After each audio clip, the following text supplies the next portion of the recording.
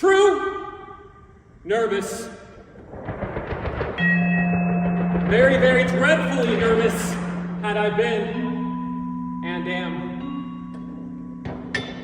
But why would you say that I'm mad? Listen how calmly I can tell you the entire story by degrees.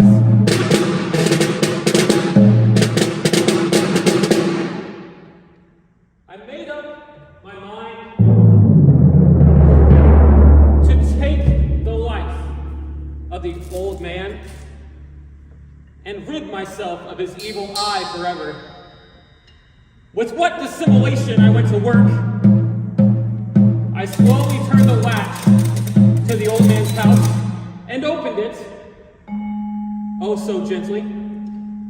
I moved slowly so as not to disturb the old man's slumber. When I had made a space, I moved my head inside and undid my lantern, cautiously. Cautiously, for the hinges creaked. I then undid my lantern, so a thin ray of light would shine out upon the vulture eye, always slumbering. I did this for 7 long nights. Upon the 8th night, I was more than usually cautious in opening the door. A watch's minute hand moves faster than mine did.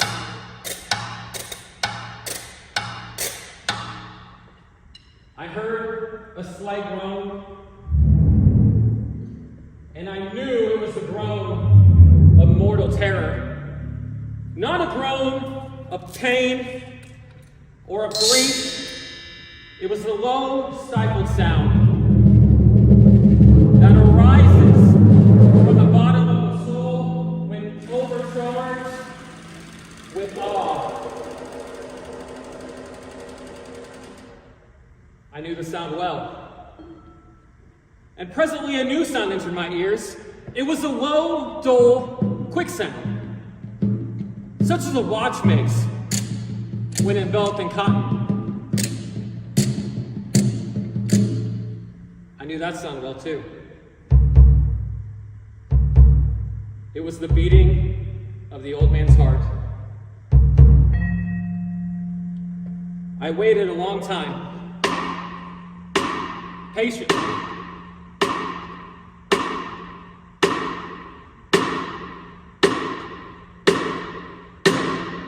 Without hearing the old man lie down, I resolved to open a very, very little crevice in the lantern.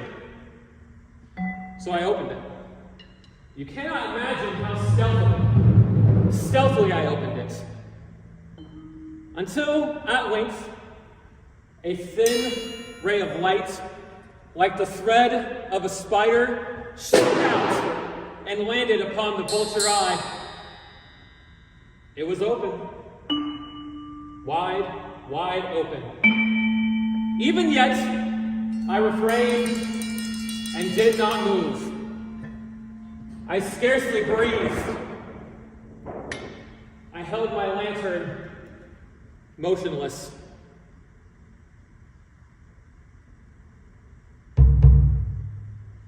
Meanwhile, the hellish tattoo of the heart increased.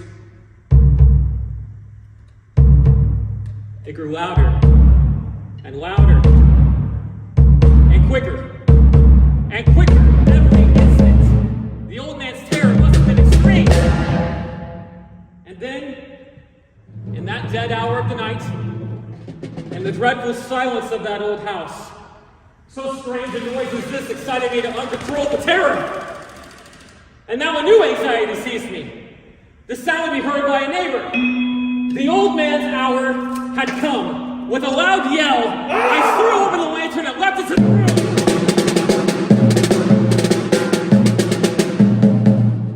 He shrieked only once, and in an instant I dragged him to the floor and I pulled the heavy mattress on top of him.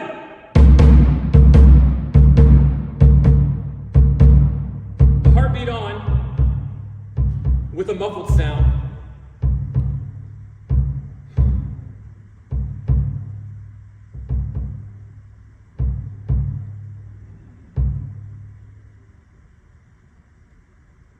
At length, it ceased. The old man was dead. His evil eye would trouble me no more. The night waned, and I worked hastily. But in silence. First, I dismembered the corpse. I cut off the head, arms, and legs.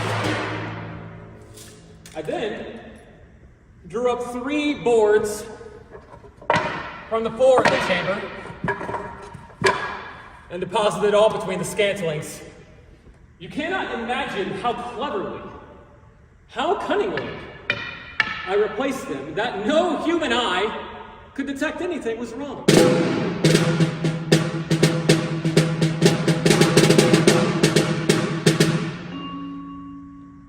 By the time I put an end to these labors, it was nearly 4 o'clock. And it was still dark as midnight outside. As the bell chimed the hour, there came a knocking at the street door. I went downstairs to open it, and there stood 3 men, officers of the police. A shriek had been heard during the night. Suspicion of foul play had been aroused, and the 3 men had been dispatched to search the premises. I took them all over the house. I then brought them chairs and bade them rest from their fatigues, while I, myself, placed my chair precisely upon the spot which reposed the corpse of the victim!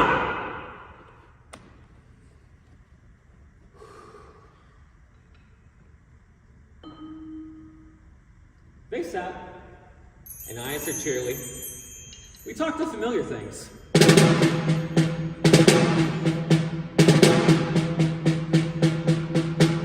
But ere long, I felt myself growing pale, and I wished them gone. My head ached, and I fancied a ringing in my ears. The men still sat and chatted. I talked more freely to get rid of the feeling. And yet, the sound continued and grew more distinct. No doubt I now grew very pale. I talked even more freely, and yet the sound continued. And what could I do? It was a low, dull, quick sound, such as a watch makes when enveloped in cotton.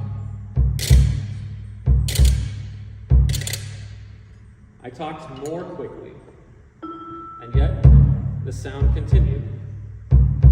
I arose and argued about trifles. I spoke in a high key and with violent gesticulations, and still the sound continued. Why would the men not be gone?